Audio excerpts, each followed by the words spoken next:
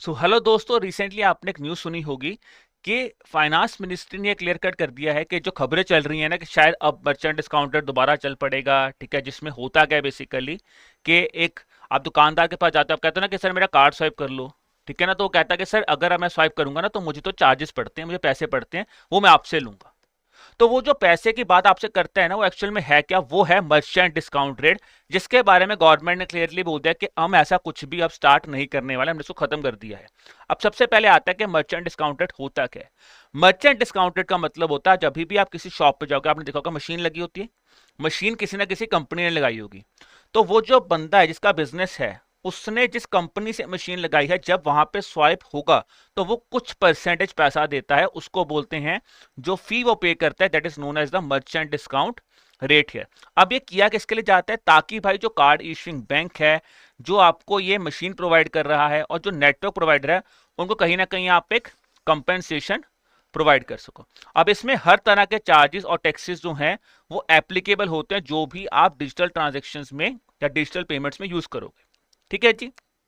अब important part, कितना percent हो सकता है? वो हो सकता है 1% से लेके 3% तक। और ये लगेगा कैसे? ऐसा तो नहीं है कि 1% लगा दो 3% लगा दो। वो कैसे डिसाइड होगा? वो डिसाइड होता है कि आपके बिजनेस कैसा है, यानी वॉल्यूम ऑफ ट्रांजेक्शन कितनी है, किस तरह के कार्ड की यूजेज ज्यादा है, डेबिट कार्ड है, क्रेडिट कार्ड है, उसके बारे में बात आएगी।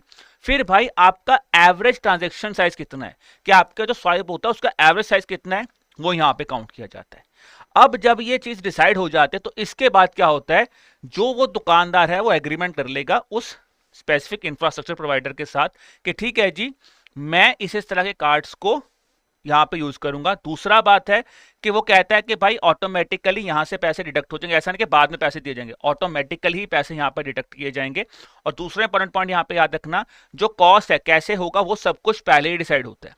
बट इंपॉर्टेंट पॉइंट यहां पे आरबीआई ने क्या बोला था कि आरबीआई कहता है कि हम कहते क्लियर कट बोलते हैं कि मर्चेंट्स को, दुकानदारों को, कि आपको कभी भी ये जो एमडीआर चार्जेस होंगे कभी भी कस्टमर से नहीं लेने हैं, जो कि आजकल के केस में भी लिए जाते हैं। ठीक है, तो ये था about the merchant discount rate. बाकी दोस्तों इसी तरह की और इन्फॉर्मेशन जानने के लिए आप हमारे यूट्यूब चैनल को भी सब्सक्राइब कर सकते हैं। और आप हमारे बैंकिंग एग्जामिनेशन प्रिपरेशन को और अच्छी तरह करने के लिए आप हमारे बैंकिंग एग्जाम महापैक के साथ जुड़िए, जहां पे आपको कंसेप्ट क्लासेस, मेंटर सपोर्ट मिलेंगी, आपको टेस्ट प्रैक्टिस करने के लिए टेस्ट सीरीज प्रोवाइड की जा रही है। इसके लिए आपको हमारी वेबसाइट www.edutap.in पे जाना है, या फिर आप हमारे ऐप पे जाके भी इस कोर्स के बारे में जानकारी ले सकते हैं। चलिए दोस्तों, मिलते हैं आपको अगले शॉट के साथ। तब तक के लिए मेहनत करते रहिए, पढ़ते रहिए। Bye bye.